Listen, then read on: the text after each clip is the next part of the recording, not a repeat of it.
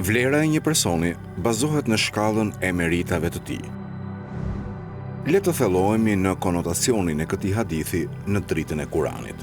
Vlera e një personi përfshin cilësitë, aftësitë dhe arritjet e tij. Është një masë e cilësisë dhe virtytit të tyre, kurse meritat e një personi nënkuptojnë cilësitë, njohuritë dhe veprimet e tyre të jashtëzakonshme që i dallojnë ata nga të tjerët. Në Kuran, Allahu thekson rëndësinë e meritës dhe cilësisë. Në surën Huxhurat, ajeti 13, Allahu thot: O ju njerëz, vërtet ne ju krijuam për një mashkulli dhe një femre, dhe ju bëm popull e fise që të njiheni me njëri tjetrin. Vërtet, më fisniku nga ju tek Allahu është më i devotshmi prej jush. Vërtet, Allahu është i dijshëm dhe hollësisht i njohur për çdo gjë. Ky ajet thekson se vlera dhe fisnikëria e vërtet nuk bazohen në prejardhje, pasuri ose status shoqëror. Përkundrazi, ajo përcaktohet nga drejtësia dhe devotshmëria. Ata që posedojnë dituri, urtësi dhe vepra të mira konsiderohen si më të nderuarit tek Allahu.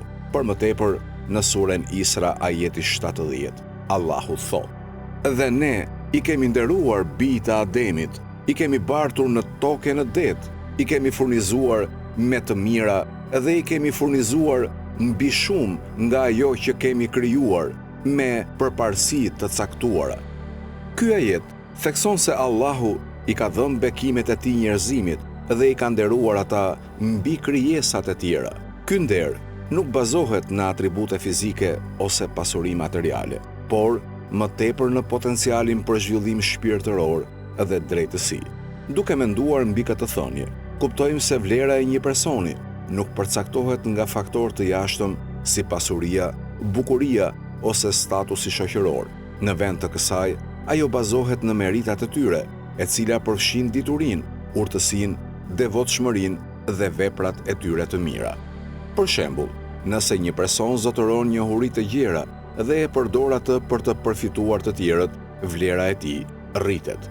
Në mënyrë të ngjashme, nëse një individ tregon karakter shembullor dhe sillet me integritet dhe dëmshuri, vlera e tyre rritet. Në të kundërt, nëse një personi i mungon dituria, urtësia dhe veprat e mira, vlera e tyre zvogëlohet. Kjo thënie shërben si një përkujtesë për muslimanët që të përpiqen për përsosmëri në të gjitha aspektet e jetës së tyre. Na inkurajon të fitojmë njohuri, të zhvillojmë karakter të mirë dhe të kryejmë vepra të drejta. Duke vepruar kështu, ne rrisim vlerën tonë dhe i afrohemi më shumë kënaqësisë së Allahut. Për më tepër, kjo thënie thekson gjithashtu rëndësinë e njohjes dhe vlerësimin e meritave dhe virtyteve të tjerëve. Na kujton që të mos i gjykojmë individët bazuar vetëm në pamjet e jashtme ose në zotërimet e kësaj bote. Në vend të kësaj, ne duhet të vlerësojmë dhe respektojmë individët bazuar në njohuritë, devotshmërinë dhe kontributin e tyre në shoqëri. Si përfundim, thënia e Imam Aliut na mëson se vlera e një personi përcaktohet nga merita dhe cilësia e tij.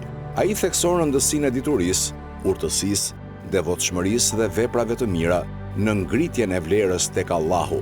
Si musliman, ne duhet të përpiqemi të fitojmë dituri, të zhvillojmë karakter të mirë dhe të kryejmë vepra të drejta për të rritur veten tonë dhe për t'u afruar kënaqësisë së Allahut.